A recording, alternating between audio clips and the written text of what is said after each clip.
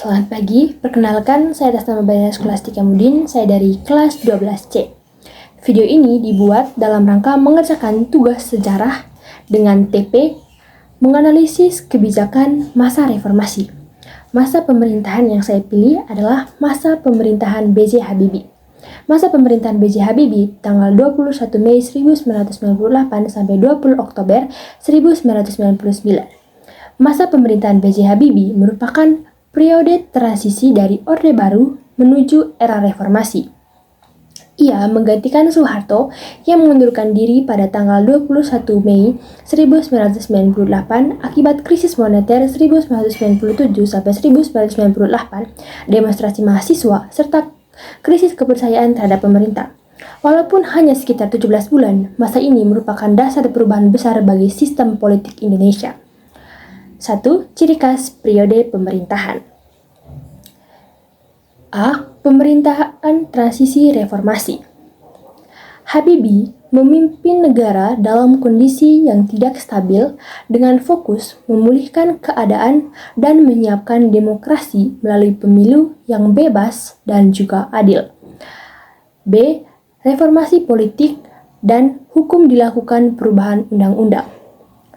Dilakukan perubahan undang-undang partai politik, undang-undang pemilu, dan undang-undang susunan MPR, DPR, serta politik TNI mulai dikurangi dan sistem multipartai berkembang menjelang pemilu 1999. C. Kebebasan pers. Pembatasan media dicabut sehingga masyarakat lebih bebas menyampaikan pendapat mereka.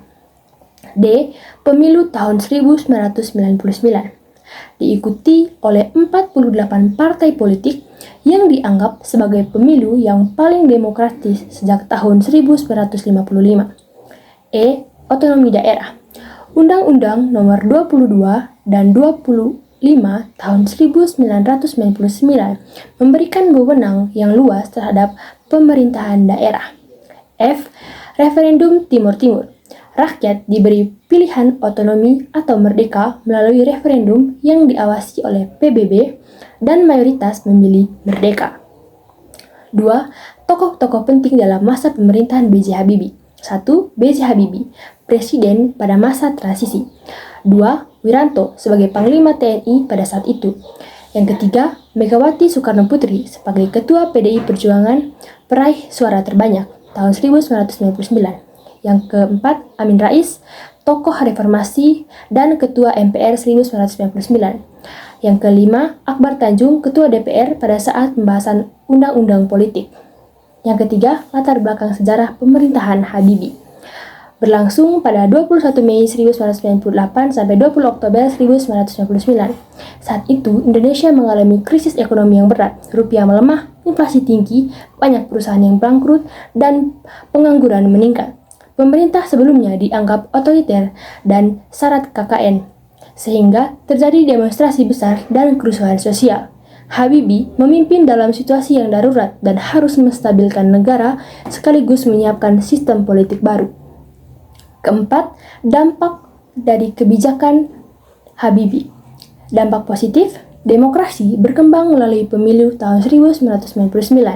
Kebebasan pers meningkat, otonomi daerah memperkuat peran pemerintah lokal, peran politik militer mulai dibatasi. Dampak negatif, politik belum stabil. Konflik terjadi di beberapa wilayah. Lepasnya Timur Timur menimbulkan perdebatan. Pemulihan ekonomi belum sepenuhnya tuntas. Kesimpulannya adalah, pada masa pemerintahan B.J. Habibie menjadi jembatan penting menuju era reformasi. Walaupun masa pemerintahan yang begitu singkat, kebijakan dari pemerintahannya membawa perubahan besar dalam demokrasi dan sistem pemerintahan di Indonesia. Baik, sekian saja penjelasan dari saya. Semoga penjelasan ini bermanfaat. Sekian dan terima kasih.